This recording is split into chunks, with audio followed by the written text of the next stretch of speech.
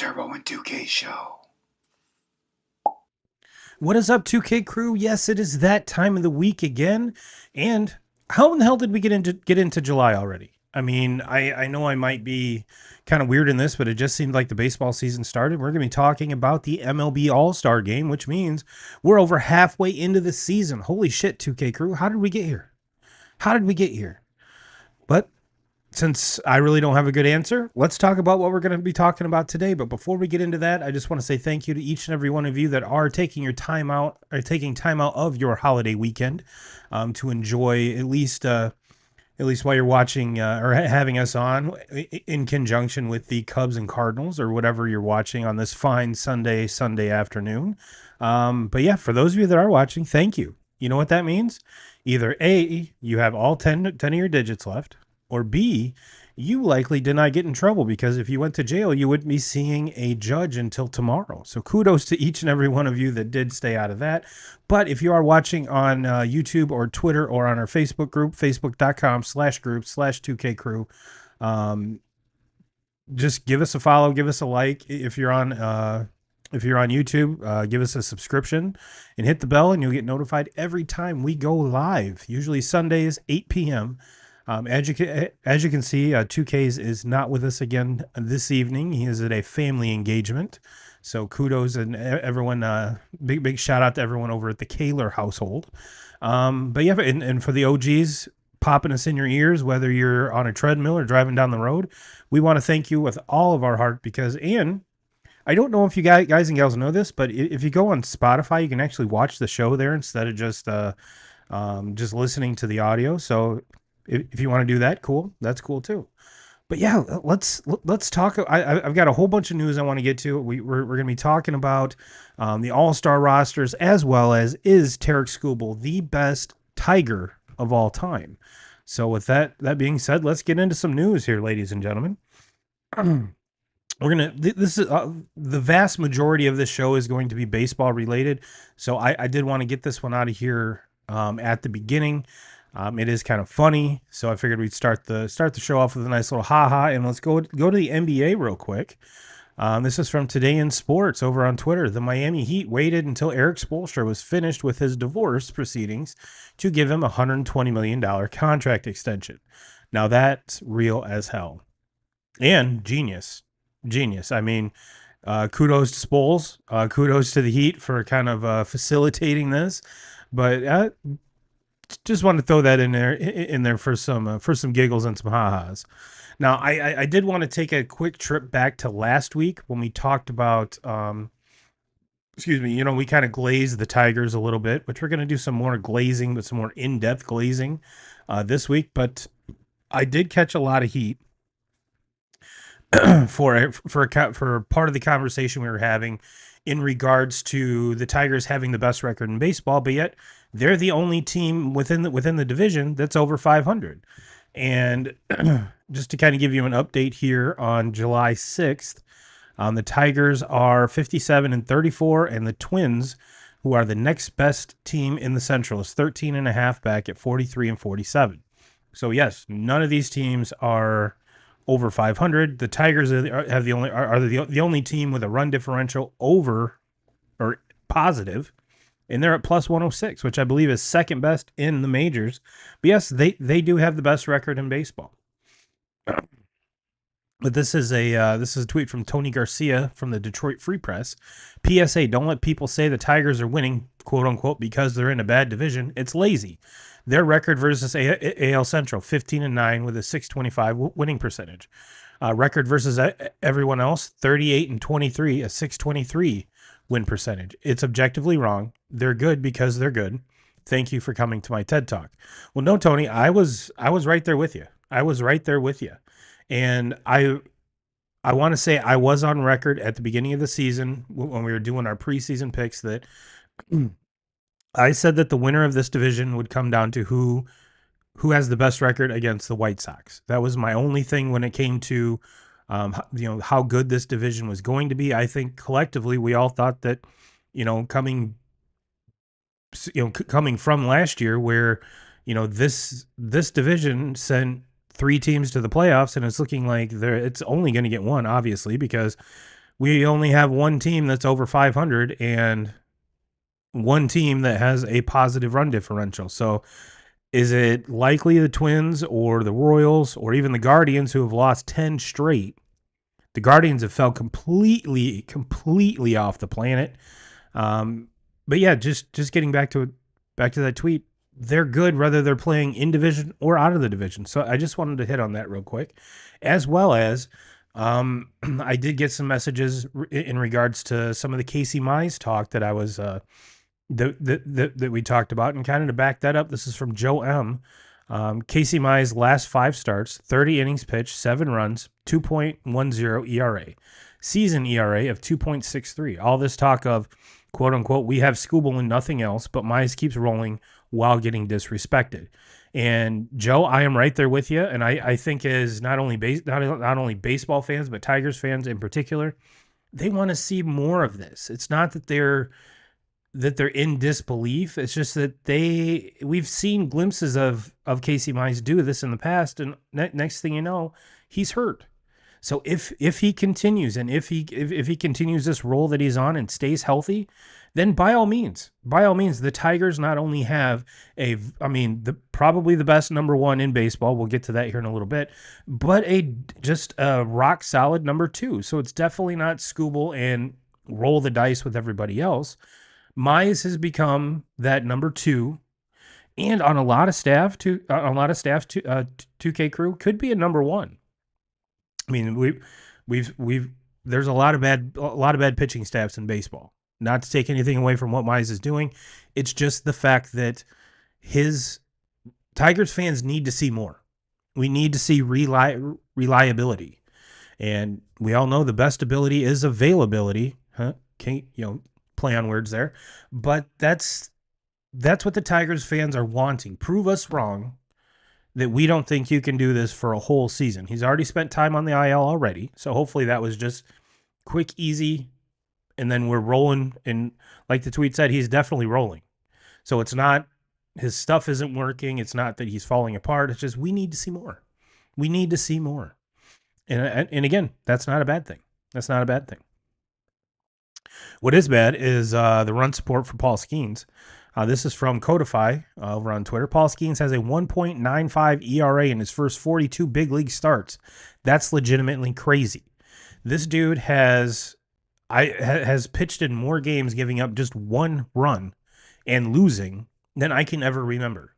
I believe it happened again either today or yesterday that, again, pitched 5 or 6 innings, 1 run, and lost the game 1-0. So Pittsburgh needs to get this figured out. They have been on a better trajectory. Don Kelly has the boys rolling, has the bats rolling a little hotter, and we're starting to see what this Pittsburgh Pirates roster could be or should be. And just to kind of give you a for instance here, they're 6-4 their last 10. Yes, they have lost their last 3, but again, they're definitely a different team now with Don Kelly at the helm than they were to start the season. So if you're a Buccos fan, you have to like where things are going. Are you happy with where they are? Absolutely not. I totally understand that. But I think the days of I almost said Steelers, the days of the Pirates being in the cellar constantly in the NL Central might be on its way. They're definitely digging their way out. It just depends on what the other teams in that division do. We've seen the Reds, with a lot of their young pitchers coming up. They're on a lot of folks' radar to make the postseason with one of those wild card spots. So don't count anything out. NL Central's. I'm not going to say it's wild, but it's definitely wide open. After this season with the Cubs, do they re-sign Kyle Tucker? If not, where does he go?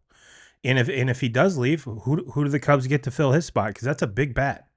And currently, right now, they're up 3-0 on the Cardinals. So yeah.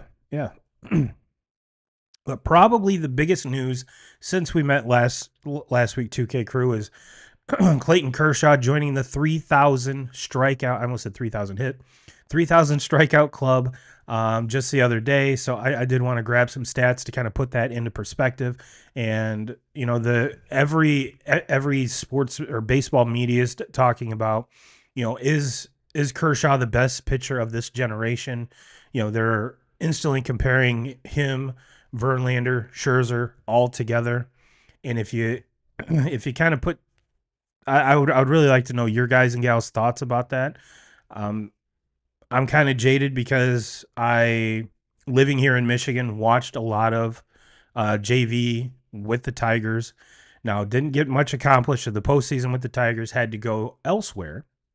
Had to go to Houston to get the hardware, the postseason hardware. But I honestly think it's super cool that Kershaw did this all with one team.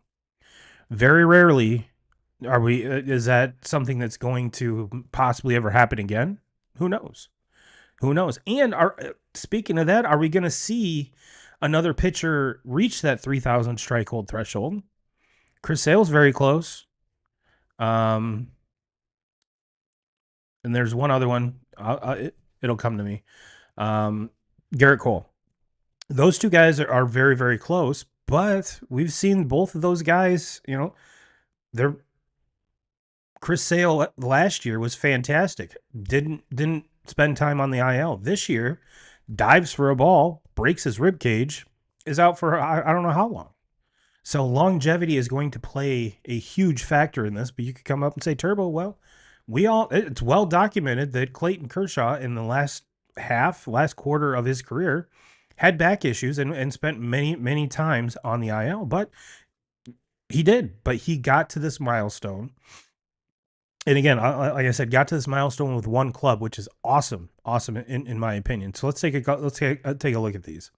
This is from Just Baseball. Clayton Kershaw's ranks among starting pitchers since 2000. Minimum 2,000 innings pitched. ERA 2.15 is first.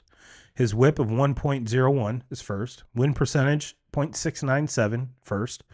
Shutouts 15 is second. K per 9.7 is third. Batting average against 2.1 or 210 is first, and B WAR of 77.1, which is second. Truly an all-time great. Let's take a look at another one. This is from the MLB account. Clayton Kershaw history made. And this one right here, 2K Crew, kind of puts everything in perspective. Not only is it a badass graphic from the MLB folks over there, but 3,000 strikeouts, 10-time All-Star, 3-time Cy Young Award winner, 2011 pitching Triple Crown, 2014 National League MVP, 2-time World Series champion, legend. Now, I know there's going to be the haters that are going to say this most recent World Series, yes, he was technically on the team, never made an appearance in the World Series. So do you really count that one? I mean, it is what it is. It is what it is. But you know, especially when you're comparing Kershaw, Verlander, and Scherzer. Scherzer's kind of the same way. Yes, he was a vital part of that Nationals team that won. But if you look at his time with the Rangers when they won theirs, what do you make, a couple trips out of the bullpen? I mean, was very wasn't used hardly at all. So do you really count that one too? JV has his. So there's a lot of moving pieces to, you know, kind of this argument, and which stats are you counting and which ones aren't? So if you're not counting those two World Series, JV is the only one with 2 World Series rings. So that'll be a discussion when 2Ks gets back that we will have, because I can't wait. I can't wait. But like I said, kind of the tipping point for me, and I don't want to give away the whole argument that I'm going to present, is I think it's super cool. I think it's super important that Kershaw was able to do this with one jersey. Well, that's all the news and tidbits I wanted to hit on here, 2K Crew. So let's go to the All-Stars. The All-Star rosters were announced. Let's take a peek here. Let's see who made it, who are the reserves, who are the starters, who got snubbed. I know this is going to be on everyone's watch list, and we have a couple folks that have said yes to the Home Run Derby. But to start off with the American League, Big Dumper at catcher, Vlad Jr. at first, Gleyber Torres at second, Jose Ramirez at third, Jacob Wilson at short, uh, Judge Riley Green and Javier Baez round out the outfield, with Ryan O'Hearn as the DH. The reserves: Alejandro Kirk, Jonathan Arenda, Alex Bregman, which he's on the IL right now, Jazz Chisholm Jr., which I'm sure will be a very hot talking point with a lot of folks, Brandon Judge, Jeremy Pena, Bobby Witt Jr., Byron Buxton, Stephen Kwan, Julio Rodriguez, and Brent Rooker at DH. Starting pitchers: Hunter Brown, Chris Bubik, Garrett Crochet, Jacob deGrom, Max Fried, Kikuchi, Skubal, Shane Smith, Brian Wu, with the relief pitchers of Aroldis Chapman, Josh Hader, and Arendez Munoz. Starters on the National League side: Will Smith getting jiggy with it, Freddie Freeman, Ketel Marte, Manny Machado, Francisco Lindor. In the outfield, you have Acuna, Pete Crow Armstrong, Kyle Tucker, and Shohei Ohtani as your DH. The reserves: Hunter Goldman, Pete Alonso, Ellie De La Cruz, Brian Donovan, Matt Olson, Eugenio Suarez, Corbin Carroll, Kyle Stowers, Fernando Tatis Jr., James Wood, and Kyle Schwarber as the DH. On the pitching side, which we saw Matt Boyd pitch today, did not know he was having that kind of a resurgence of a season, but he's been doing it for the Cubs and looks like he earned his way on this staff. Matt Boyd, Mackenzie Gore, a Legends pick. Will feature Clayton Kershaw, Freddie Peralta, Robbie Ray, Chris Sale, Paul Skeens, Logan Webb, Zach Wheeler, Yamamoto, with relief pitchers Josh Adams, Edwin Diaz, and Randy Rodriguez. Now, the first thing that pops into my mind, 2K Crew, after reading all of this, we talked about Skeens, 1.95 ERA in his career, not just this year, in his career. And let me see here. Switch over to National League. Paul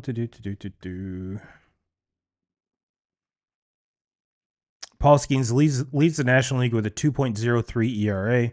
So the question is, 2K Crew, and I know this. I know this game doesn't mean anything anymore.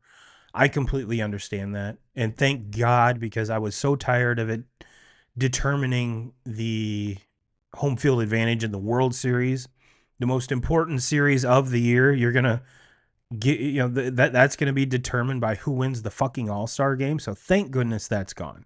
Thank goodness. Now, my question is, since Kershaw's a legacy pick, do you start him or do you start Paul Skeens? That's my question for you. I think, to be honest with you, that's the biggest conversation to have, aside from one.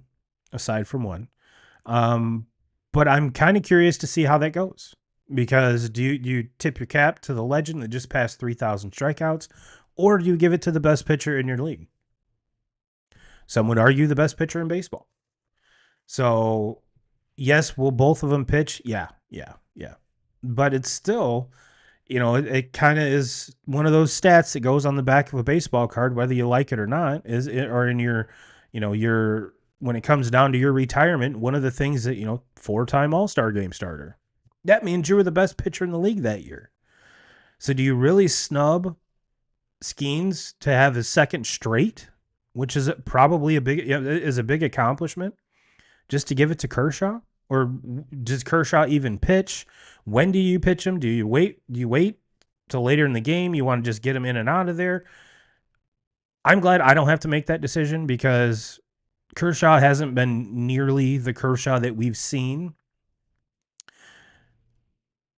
Just to give you a for instance, he needed 3 strikeouts against the White Sox this week, and had to go almost 6 innings to get 3 strikeouts from one of the worst teams in baseball. Not saying Kershaw is bad. I'm just saying, and I understand the Legends pick. I get it. He deserves it. But if it's me, I'm trying to win the game. And I know it doesn't mean anything, but I think all in all, that's what these guys want to do is win this game. So my question, my pick, I'm throwing Skeens. He's starting the game. I'll work Kershaw in when I can. That because it's a Legends pick. It's not, and I know Miggy had that. I know Pujols had that. Two different things because you could DH for him real quick, get him in at bat. So how they use Kershaw, I don't know, but it is what it is. But I do have some cool all-star tidbits here, and getting to probably the biggest snub that everyone's going to be talking about. This is from Nugget Chef J. Hay Kid over from Baseball is Dead. Juan Soto not making the All-Star team after signing for $750 million and being amazing so we can make room for Hunter Goodman and Kyle Stowers to represent franchises that haven't had a clue in 20 years is legitimately funny. And J. Hay is right. J. Hay is right. And I understand why baseball does it so that every team is represented. I get that. And again, like we're talking about, this game doesn't mean anything. And what we're going to see is some of these guys that have been named to the initial rosters are going to be injured, are going to be hurt, or just simply don't want to play. So the fact that Juan Soto is left off the roster at this point does not mean he's not going to make the All-Star team in the end of things. So do I think he'll be playing? Yes, I do. Yes, I do.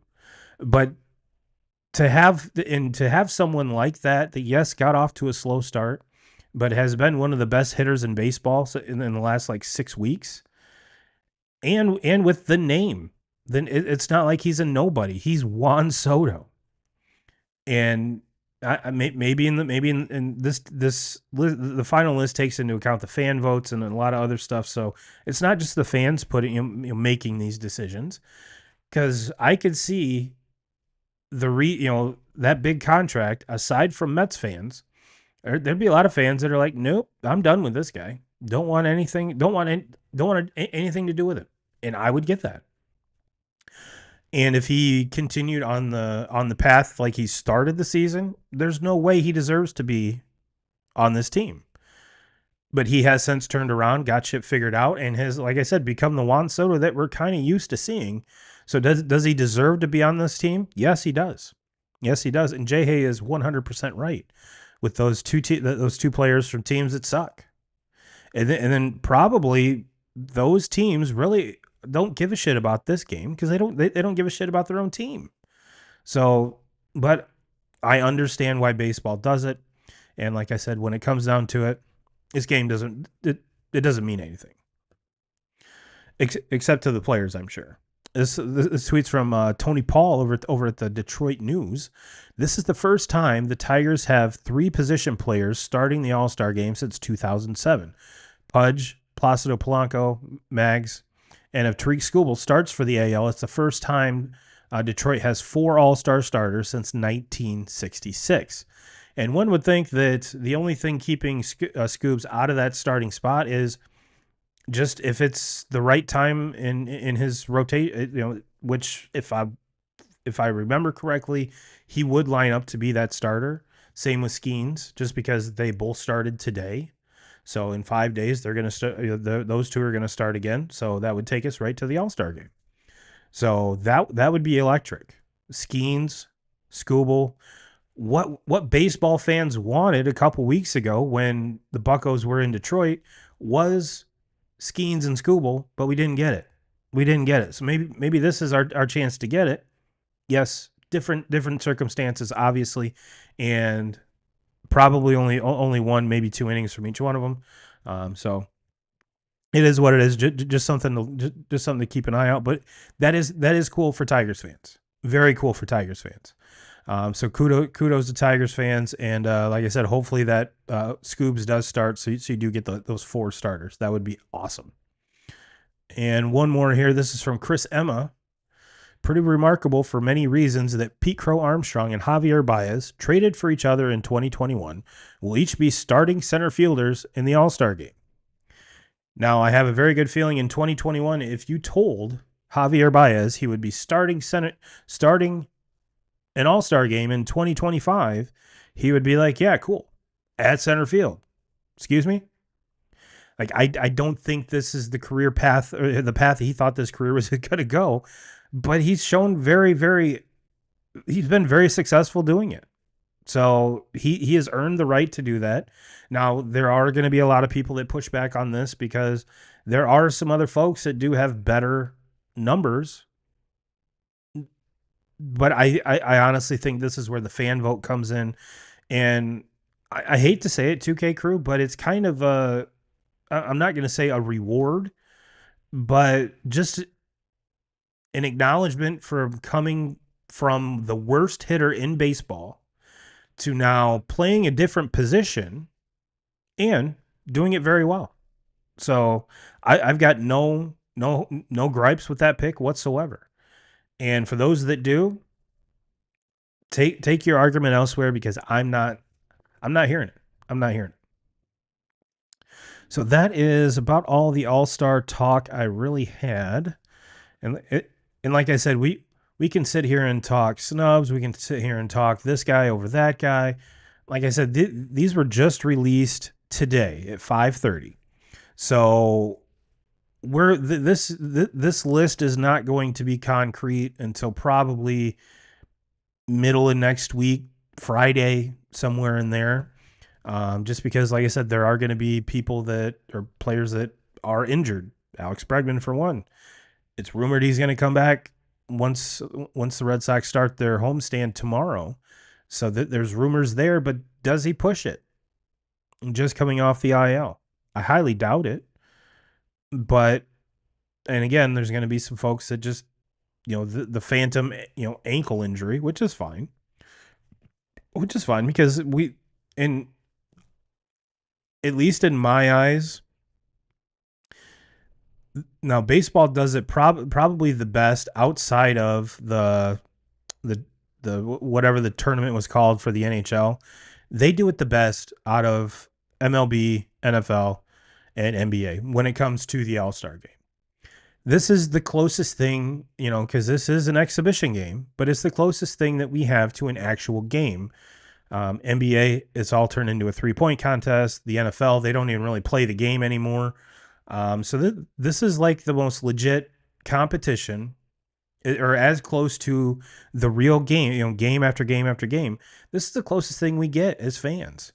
And the home run derby it's been up and down. There's people that hate the new rules. There's people that want to, hated the old rules. So you're never going to get, 100% of people on board. I personally like the new format, but Cal Raleigh, Ronald Acuna Jr., and I believe there's one more that I can't remember that have committed to the home run derby. And to me, it's still one of the more fun things to watch when it comes to any All-Star weekend or week festivities outside of that NHL tournament, which was absolutely electric. So I really don't want to get up in arms about, well, this guy deserves it over this guy, because like I said, there's, for all of the snubs, or the number one, number two snubs, they're probably going to make it on the roster anyway. So why even worry about debating it? Because they're going to make it anyway. They're going to make it anyway. So I don't know if you guys and gals who are watching, which I'm assuming this is what you're here for. 2Ks and I have glazed and glazed and glazed. Well, we've probably glazed Skeens more than we have Skubal. But this is an all Scoobs segment here. And I asked the question, is he the greatest Tiger of all time? Now, that's a completely open-ended question. Every stat I could bring up is going to be kind of irrelevant because he's in the infancy of his career. But it's kind of cool to put, kind of his numbers right now compared to some of the Tigers' greats and compared to the league leaders right now, to see A, if he's the best Tiger of all time, or B, if he's the best guy going right now. Because there's a lot of folks, like we saw a couple tweets, best pitcher in baseball. And I'm going to start out by saying I 100% agree. If I'm starting a staff, Tarik Skubal is going to be my number one pick. And one of the things that we'll see is where, okay, if he is the best going, where does 2025, where do his stats line up to 2024? Because remember, 2024 Triple Crown winner, Cy Young Award winner. Is that kind of in the cards again this year? We're going to take a look at it. Again, this is from Jay Hay. Is Tarik Skubal one of the best runs? Is on one of the best runs, quote unquote, any pitcher has, quote unquote, ever had. 54 start stretches with ERA of 2.15 or lower, and at least 400 Ks, and no more than 250 hits. DeGrom's done it, Kershaw's done it, Pedro's done it, and Sam McDowell's done it. And Tarik Skubal from 2013 through today. So I'm not up to date on who Sam McDowell is. Sounds like he played for the White Sox, but that's probably Blackjack McDowell that I'm thinking of.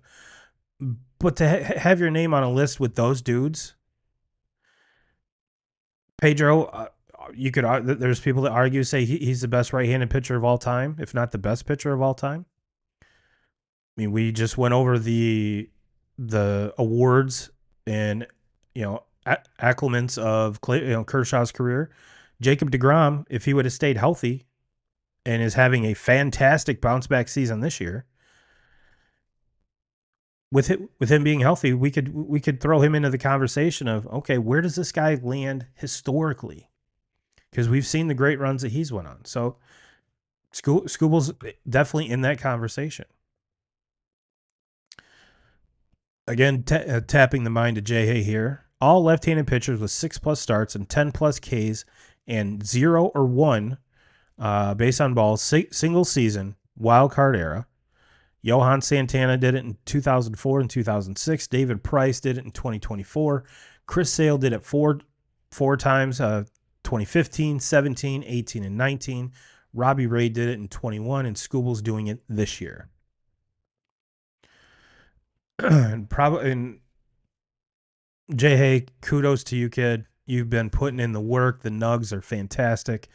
Tarik Skubal is the 4th left-handed pitcher in MLB history to have at least 3 starts in a single season featuring 0 runs, 0 walks, and 10+ Ks, joining Sandy Koufax in 1965, Randy Johnson in 2004, and Clayton Kershaw in 2015. Just goes, I mean, we're these are more talking about what he's doing this year. And like I said, he was a Triple Crown winner and Cy Young Award winner last year. So we kind of saw this beast getting born last year, and now it's full-fledged beast mode now. It's full-fledged beast mode. And if you watch his starts, there's nothing more awesome when he strikes out, the side, or strikes out the third out, and he's all, I love to see that. Love to see that. Let's see here. Make sure I'm getting the right one here. Yep. This was Skubal's line from today. This is from Joe M. 7 innings, 3 hits, 0 runs, 0 walks, 10 Ks, 93 pitches, season ERA 2.02, best in the game, no question. And that right there, that's the emotion I love to see. I understand being stoic and just being like, yep, this is what I do. But when someone does that, it looks like it's, that's just pouring over. And I totally dig that. Totally dig that. And this is from Dallas Braden. And this one's kind of wild, so kind of ride with me. Facing Skubal is like being forced to go outside on a snowy winter day with no gloves and taking a piece of rebar and beating it against an anvil for punishment. It's 99 plus on your hands, and you ain't gonna feel those thumbs for a week. And I've got one last Skubal bit here. This is from Woodward Sports, and this is the one I was kind of alluding to. How does he compare today from last year? It says reigning AL Cy Young Tarik Skubal 2024 versus 2025. 2024 first 17 starts, 9-3, 2.45 ERA, 0.93 WHIP, 103 innings pitched, 119 Ks. 2025 first 17 starts, 10-2, 2.15 ERA, 0.83 WHIP, 109 innings pitched, and 138 Ks. So what does that tell us, 2K crew? It tells us A, he's winning more games.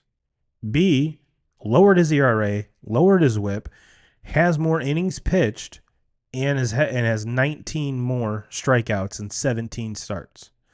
And I wish he would have put the number of walks, because I guarantee the number of walks has decreased immensely from last year to this year. So all of that to say, just how good is Skubal right now?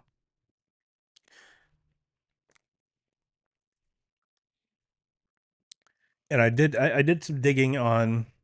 Let's see here.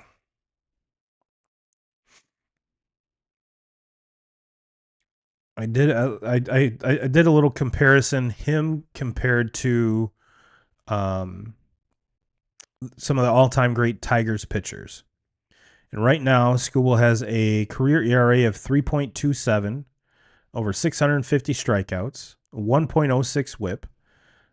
Depending on which website you go to, between 13 and 15 WAR, which that doesn't make any sense. But just to kind of give you an idea, and like I said, with the wins and the strikeouts and everything, he's not going to be as the numbers aren't going to be as good or as inflated as some of these all-time greats. But Hal Neuheiser has an ERA of 3.06. He's a 2-time MVP, 1-time Triple Crown winner. Justin Verlander, 3.49 ERA, had 158 wins with Detroit. And does it say how many wins he has here? No. 2,373 strikeouts. Those numbers were both with Detroit.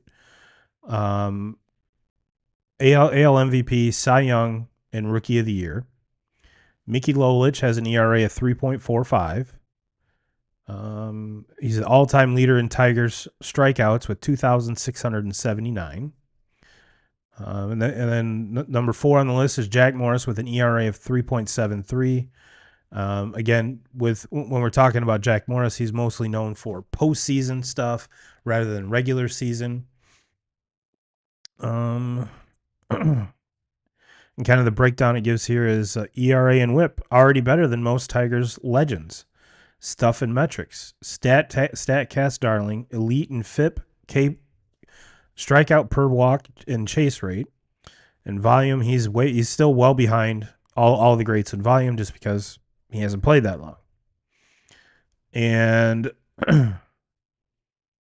basically it says if you look at all of the advanced metrics, he's not quite an all-time great just because of the volume.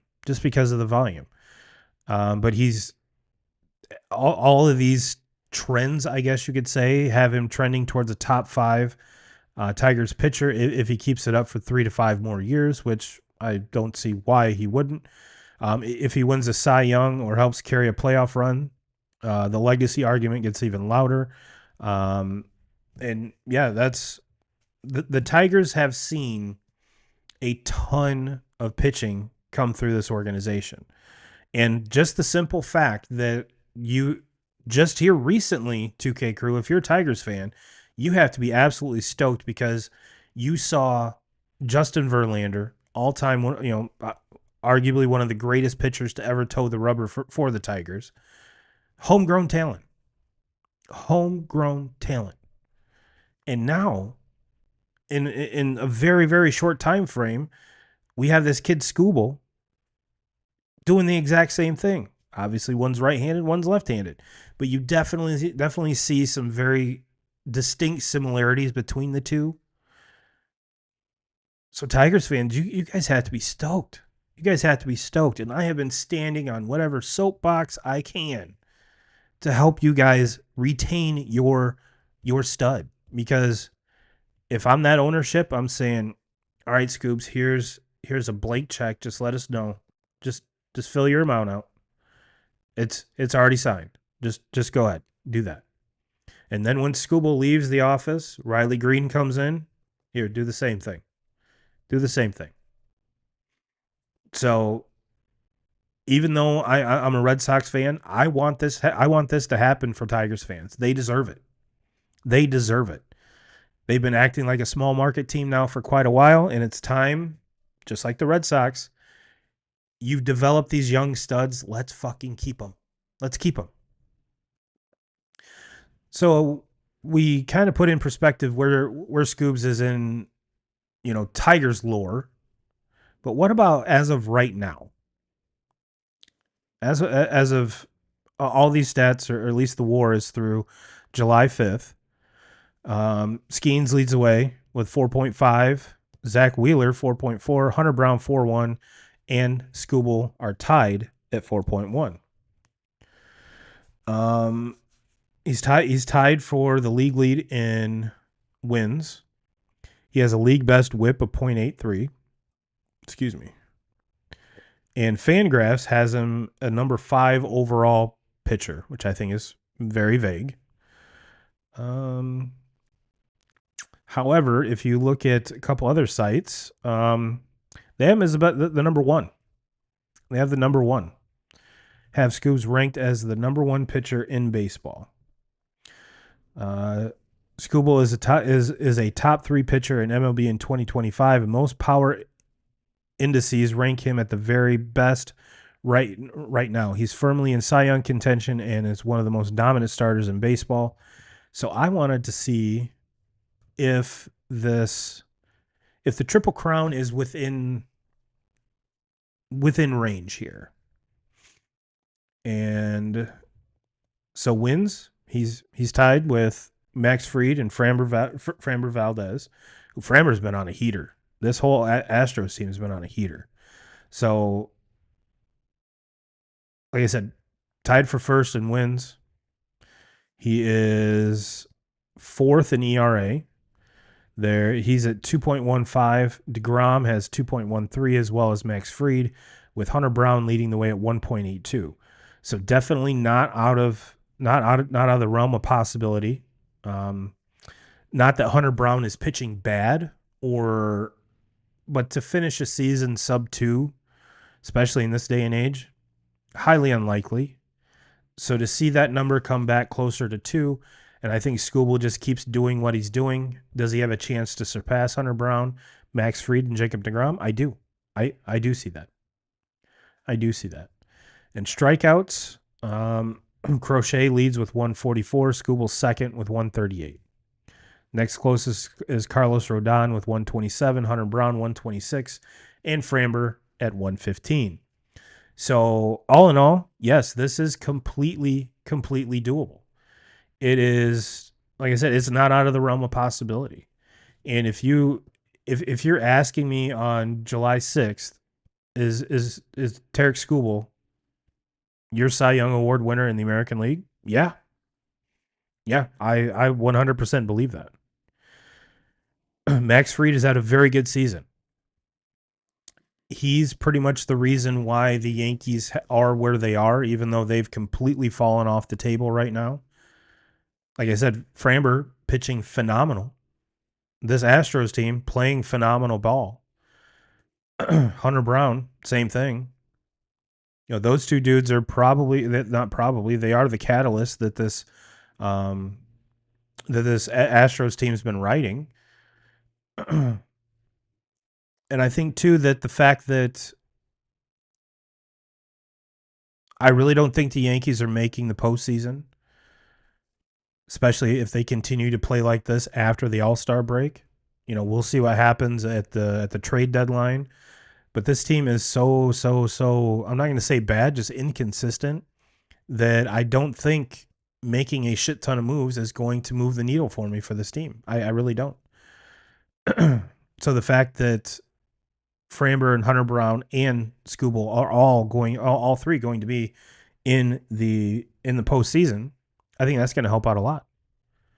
Even though I know it's a regular season award, I completely understand that. But as these we've got 2 teams with a trajectory going like this and another one going like this. So that has to play a part in it.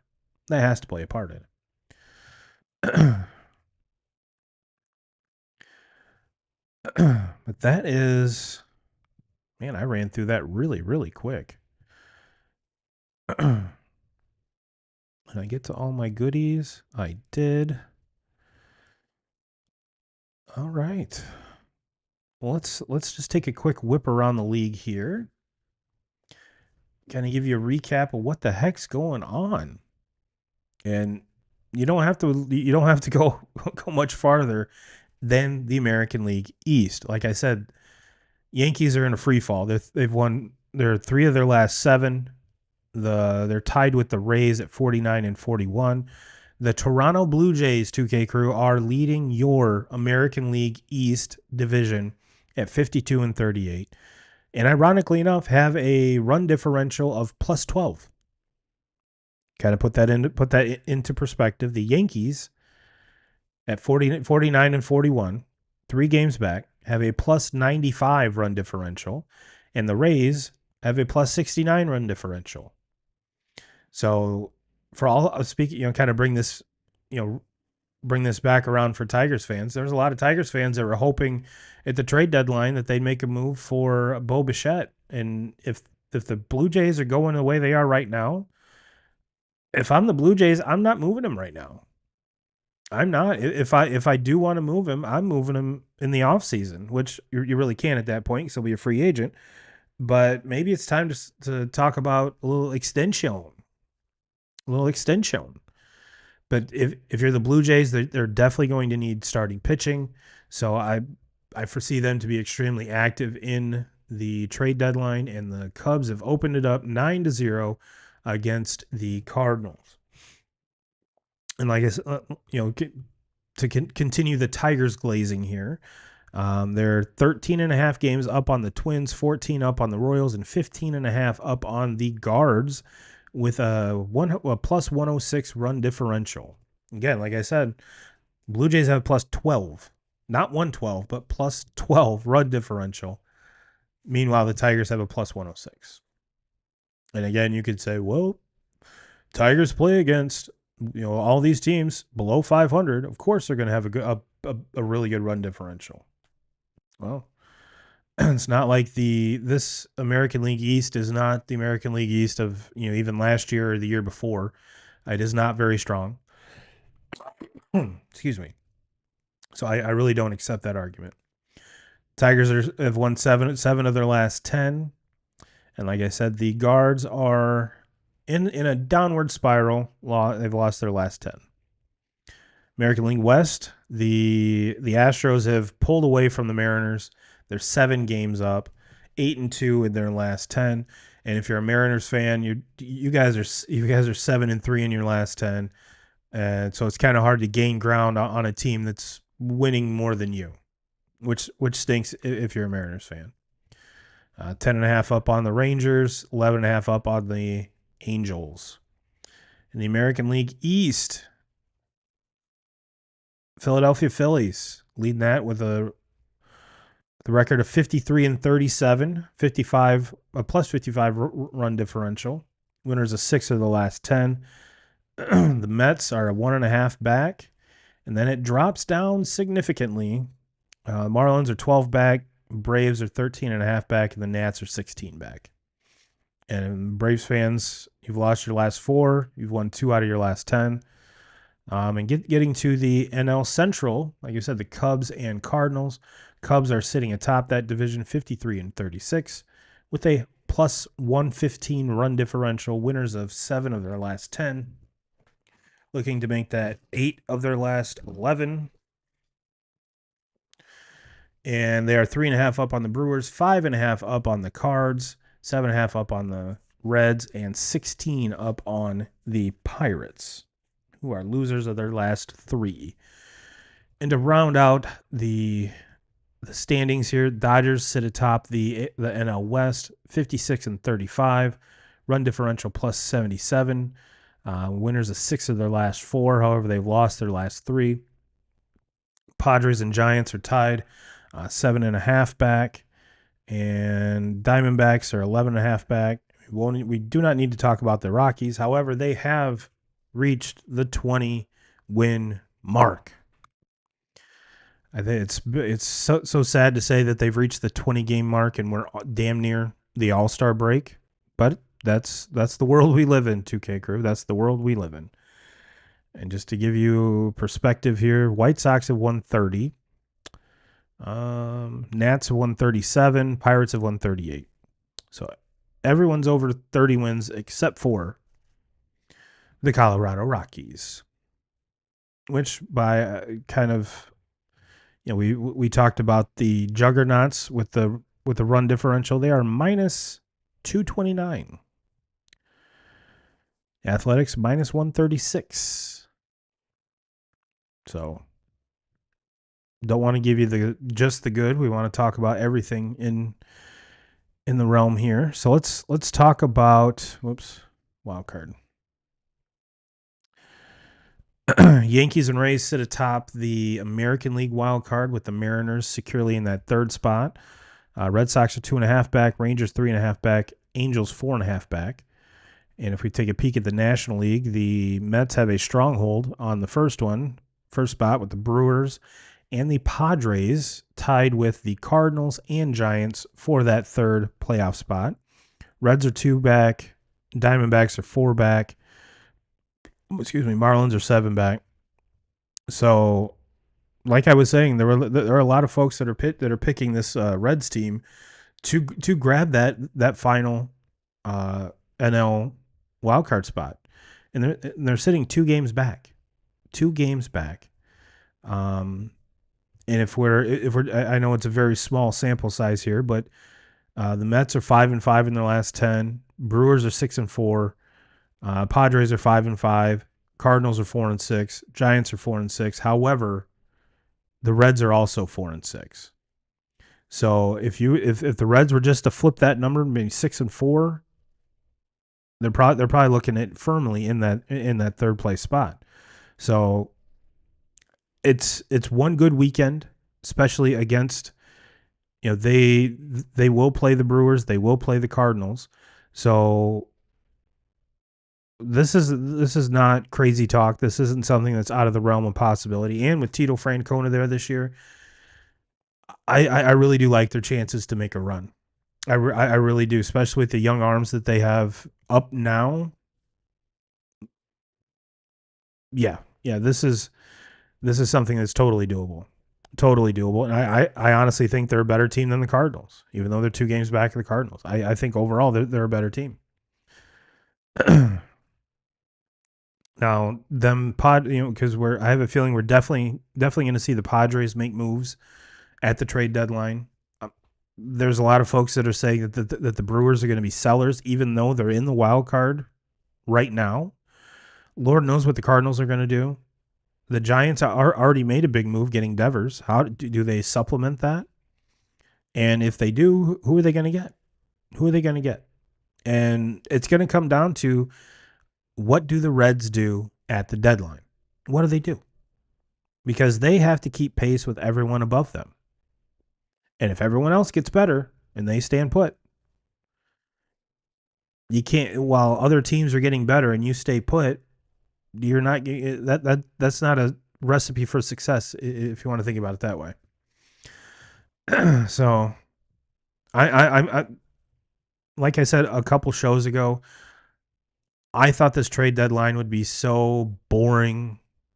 Just not a lot of, there's always a lot of bullpen movement because every top tier team needs bullpen arms. That's just what it is, especially when it gets down towards the end of the season and you've used your studs all season. We need some help. So there's always a lot of bullpen arms that get moved. There's a lot of utility players that get moved. Now we're getting into that. We're seeing a lot of bigger names. Now whether they come to fruition or not, who knows? But the talk leading up to the deadline is that it is going to be a fairly active one. Fairly active. So what we've seen in the past is the Tigers be sellers. There's no thought of the Tigers being sellers this time around. They have to be buyers. They do. And one of their main, kind of the rumored with Bo Bichette, at this point in the season, when the Blue Jays are at the top of the division, is it a realistic possibility that they trade Bo Bichette? I don't think so. And if they do, is it one of those kind of addition by subtraction kind of things? I I understand that he is a free agent after this year. And I think if I'm the GM, I can't move him just to get something back when this team's on a run like this. Now, we still have a couple more weeks until the trade deadline. And even to that point, I wouldn't wait 2 weeks over what the team has done up to this point. And if I can improve the team in other ways while keeping, and because we're not talking about, you know, a guy who just DHs or a utility player. We're talking about a shortstop here. And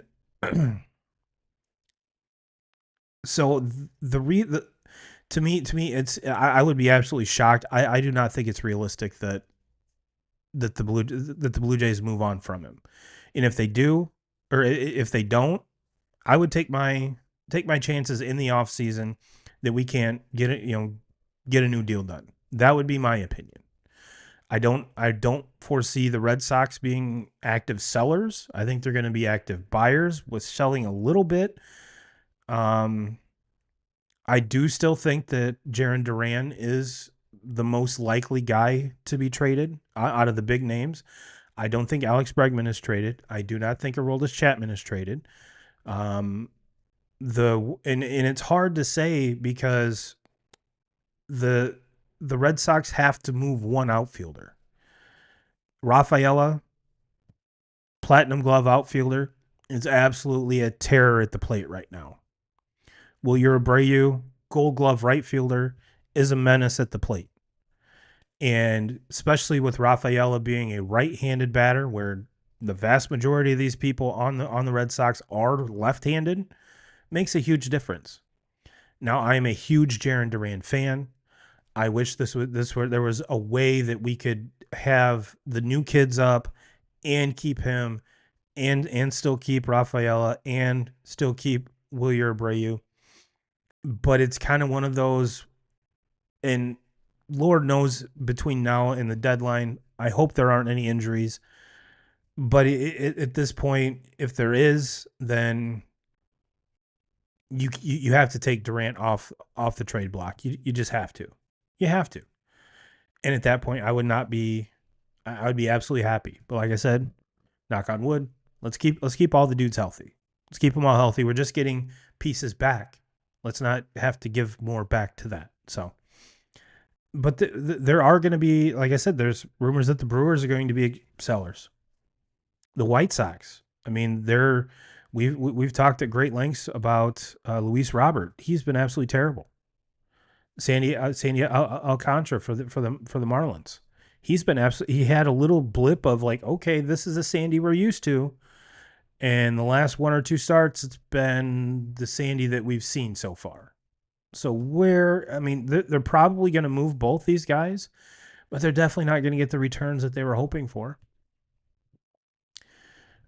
So all of that to say, I think we are going to see teams come off bigger name players, probably going to be upsetting a lot of fan bases. But you know what? That's kind of the way baseball is. Kind of the way baseball is. Talking as a Red Sox fan, we got Wilyer Abreu for a rental. So there's always that. And I completely understand when it comes to especially the trade deadline or any baseball trades, because you have to trade either MLB talent or prospects because you can't trade draft picks. Unlike other sports, with the NBA, I think right now you can trade your 2030 first round draft pick. Probably not really, but we're getting fairly close to that. The NFL, we see draft pick compensation a lot more than we do actual player compensation. So baseball's a little different. And there's only so many dudes you have in your farm system. Yes, I know there's a ton of different levels. I get that. But it's one of those where if you give up a lot of players, a lot of prospects to get a dude, then you kind of have to, within the draft or other trades, you kind of have to restock what's underneath. So again, that's what Dombrowski, when he was with Boston, didn't do any of that. When he was with Detroit, didn't do any of that. He just got the big names. So it's kind of a mix of both, especially if you want to be successful for not only the short term but the long term. And it's one of those. Thank goodness I am not a GM of a Major League Baseball team. Well, 2K crew, I'll get you out of here on that. Everyone have a great week. Happy 4th of July. I'm glad everyone has all digits left. And yeah, that's it. And we're going to be doing some watch parties or watch alongs. It's going to be pretty cool. I did meet with the owner of a company or a website, right? company, and we had some very cool talks. And it's very exciting. It's very exciting, and I kind of want to do our first one, possibly the All-Star game, possibly. That's kind of my goal is for the All-Star game to do this, and I'm really excited. I'm super excited. So we'll just have to play it by ear, see how it goes. But it is something that I definitely want to give a try. So figured, screw it. Why not? Why not? And what better time to iron out all of the flaws, all of the hiccups right now? And I'm not discarding baseball season by any means, because hand up, it is my favorite season. But get all the bugs ironed out, so when it comes to college football, we can have it dialed in. And what I think it'd be cool is to have a Michigan watch party with me and 2Ks and probably some other dudes, and just so if you are around one type of fan base, you kind of get an idea of what and who they are. But if you're not a fan of Michigan, or like Notre Dame with me, you kind of get to see into the eyes of, the expectations of your team, and just honest reactions. So I'm super excited. And of course, we're still in. My goal is to do maybe one of these a week outside of the podcast, and maybe I still need to think on this, because I definitely want to do one during the week and then something on the weekend. But we'll see. We'll see. Well, 2K crew, I'll leave you with that. Everyone have a great week. I will see you next time, hopefully with 2Ks. And everyone like I said, have a great week. And as always, Jim Rome, we're coming for you.